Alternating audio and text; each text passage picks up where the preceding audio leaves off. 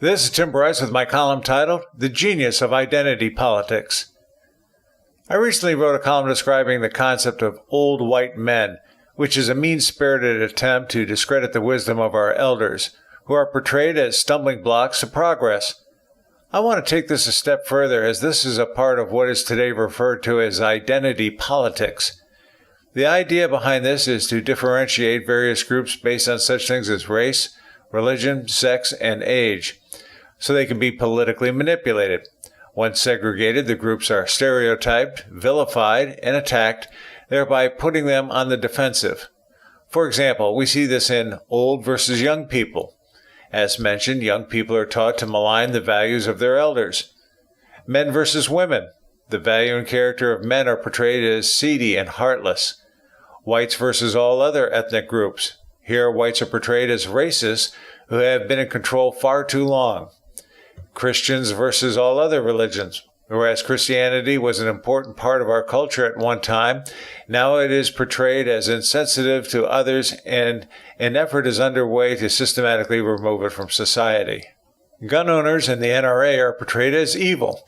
In reality, they promote safety and education. Responsible gun owners, particularly those in the NRA, are not the problem.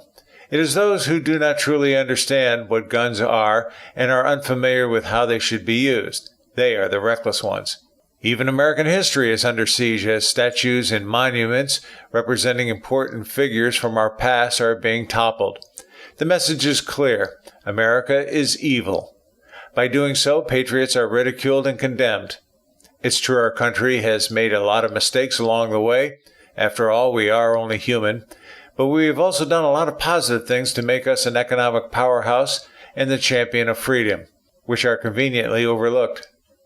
From this perspective, the epitome of evil is a white, Christian, old man who supports the Constitution, owns a gun, belongs to the NRA, and believes in hard work, responsibility, citizenship, and patriotism.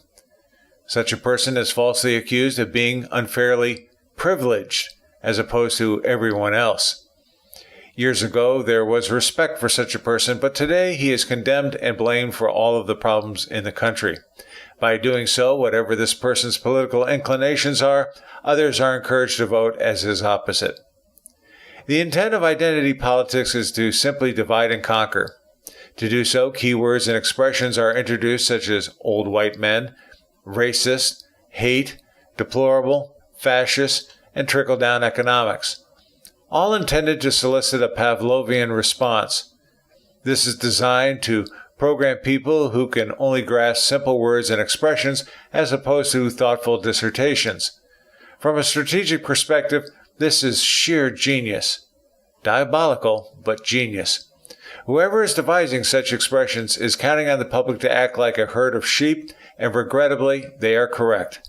An inherent component of this is the news media, who is used to plant the seeds in the public's mind and cultivate their perspective.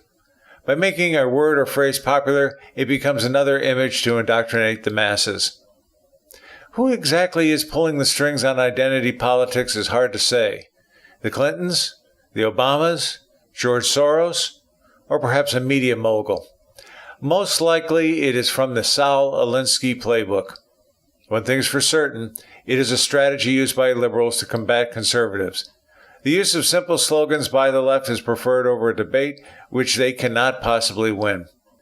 However, not all is lost, as the public grows weary of the trite stereotypes and is no longer buying it. The fact Donald Trump was elected president, and his popularity continues to grow, is indicative of this. Another sign is the unexpected popularity of ABC's new Roseanne TV show, whose ratings are skyrocketing as it is the only show addressing issues opposing liberal doctrine. This was followed by Chappaquiddick, a popular movie about Senator Ted Kennedy and his involvement in the death of aide Mary Jo Kopechne, a story liberals would like to see go away. However, these two shows are the exception as opposed to the rule in Hollywood. The fact remains, people are growing tired of political correctness and liberal spin, preferring substance as opposed to facade. This will undoubtedly all have a bearing in the 2018 midterm elections. Identity politics was not invented by accident, but by design. The words and slogans used are incredibly effective in shaping the attitudes of the masses. As I mentioned, it is genius. Diabolical to say the least, but sheer genius nonetheless. Friends, keep the faith. This is Tim Bryce in Palm Harbor, Florida. Follow me on the internet at timbryce.com.